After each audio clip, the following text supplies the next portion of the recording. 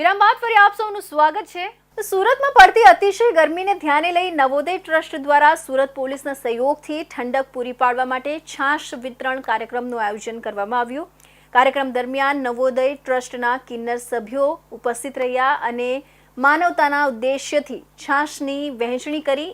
આ પ્રસંગે 500થી વધુ છાશના ગ્લાસોનું વિતરણ કરવામાં આવ્યું। શહેરમાં વધી રહેલી ઉકળાટ ભરી ગરમી વચ્ચે જનતાને રાહત પહોંચાડવા માટે નવોદય ટ્રસ્ટ દ્વારા સુરત પોલીસના સહયોગથી છાશ વિતરણ કાર્યક્રમ આયોજિત કરવામાં આવ્યો। આ સેવા કાર્યમાં નવોદય ટ્રસ્ટના કિન્નર સભ્યો પણ મોટી સંખ્યામાં હાજર રહ્યા અને પોતાના હાથથી છાશ વિતરણ કરી લોકો માટે માનવતાનું ઉમદા ઉદાહરણ સ્થાપિત કર્યું।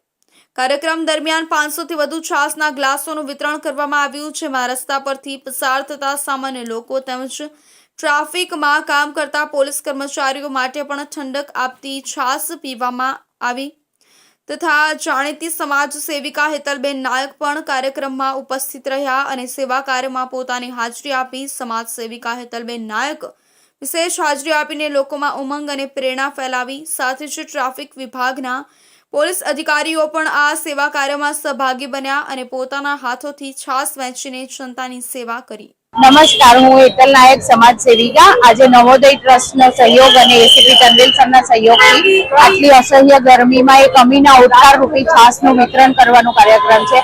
આજે અમે 500થી વધારે ગ્લાસ છાશનું વિતરણ કર્યું છે અને એના માટે અમે અઠવા ગેટ બ્રિજના નીચેથી એકેનગર સર્કલ સુધી આ કાર્યક્રમ કર્યો છે અને આ ખાસ અમીના ઓટકાર રૂપી છાશનું વિતરણ કિન્નર સમાજ દ્વારા કરવામાં આવ્યું છે કે જેને લોકોને એમને લોકોની સાથે એક આત્મીયતા જોડાય, એમને એક બંનેની વચ્ચે તુલ્યતા રહે, સમાજની સાથે એમને પણ ભળવાનો એક અનોખો અવસર મળે, જેથી એ લોકો આ સેવા કાર્યમાં જોડાયા છે। हाँ, मेरा नाम है खुशी अमृता कुंवर, मैं नवोदय ट्रस्ट से हूँ।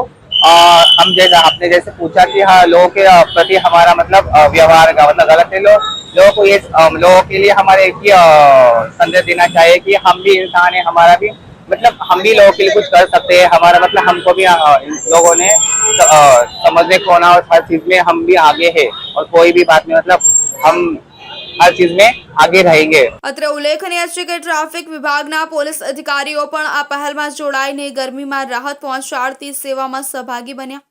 આ સેવાકીય કાર્યક્રમ લોકહિતમાં પડકારરૂપ તાપમાન વચ્ચે એક ઉમદા પહેલ સાબિત થયો છે।